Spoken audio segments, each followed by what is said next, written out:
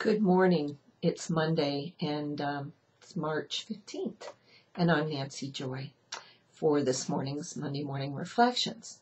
This quote's from my book, The Wounded Heart, and I'd like to understand my heart more, said Rose. People always say, follow your heart, and your heart knows, but that can be so deceiving. Sometimes we follow our hearts, and we end up in a lot of pain and wounding others. I believe I've followed the wisdom of my heart for some time now, and yet I am still hurting. This came from a scene in the book where the character is at Ekbalam in the Yucatan, a Mayan temple, a ruin, an archaeological site, and she's sitting there alone and just moving into how much she doesn't understand the true message of our heart. And I think we can all say that. Live from your heart, feel your heart, know your heart. But do we really? And going back about 8 years ago when I first began to connect with Ezekiel, the emotional grid, he plugged into my heart, and he had my heart speak to me. And so what happens in the scene in this book here is 12 Mayans, ancient Mayans, appear on the steps where Rose is sitting, and one little child, and they begin to explain to her the wisdom of the heart. So I'm going to paraphrase this for all of you this Monday morning, because this is really important. It's easy to think you know what your heart's about, but listen closely and take it all in. And if you need to understand it more, you can find it in my book, The Wounded Heart, or you can go onto my website and look under the article, The Heart Speaks. Those links are here in the copy below if you're on YouTube too. So the heart says, your heart unconditionally loves you and always speaks the truth in love.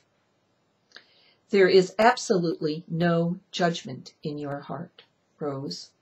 If you hear yourself criticizing, blaming, or judging yourself or others, know that it is not I, your heart, that you are hearing. The heart knows no right and no wrong. It does not exist. Your heart only knows love and will speak of love with compassion and freedom. The heart never uses the words such as need or want. There is no should or shouldn'ts uttered from me, your heart. Neediness need not apply for space in the solar heart of God that beats inside of all of you. Never and impossible are given no credibility. If you are seeking justice, it is not found anywhere but within your heart's truth. For your heart alone is the source of all integrity. The truth of your heart sees every person and situation as the divine manifestation of your own beliefs. And me, I, your heart, holds no judgment for your experiences. If you are unhappy with anyone around you, find the place inside your heart that feels closed and separate, and then you'll understand that it cannot be filled by anyone but you. Know when your mind chatters different scenarios day and night, you're being delayed on the pathway to conscious compassion. Your heart doesn't question, it already feels the truth. I beg you, take your busy mind and love it back into the feelings of the heart. Your heart knows that the past and the future are happening now. But in this moment, feel the whole truth of your heart. Place your choices in my care. Ask yourself when you're certain, do I feel love in my heart when I think of this, or is my ego starting a deception? Your heart does not know the word safety, for your divine self is the source of your supply, and that source lives within me, your heart.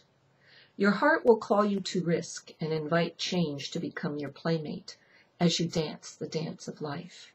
It is your heart that calls you to risk. It will sing to you of dreams that call you into action and push you on your way. Impossible is not a word that the heart uses. In fact, it is a limiting word.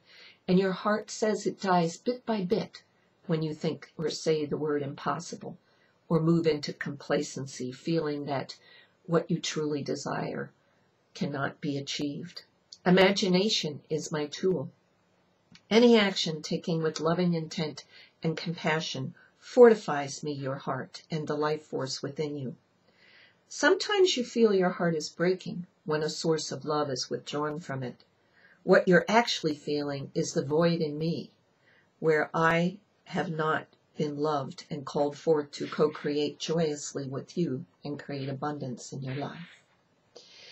I am so gripped at times by your pain that I take this on, and it physically attacks my ability to pump life force through your channels. Feel your own pain so that I do not have to. Through that experience, you'll find those parts of me, your heart, that are forgotten and wounded. Where I have not heard from you for eons, I'm in a state of sleep. I just need you to feel your emotions again and embrace them to enliven and reactivate my power within your life. To find me within your being and feel my expansion within your body. Stop trying to figure me out and simply love me awake inside of you.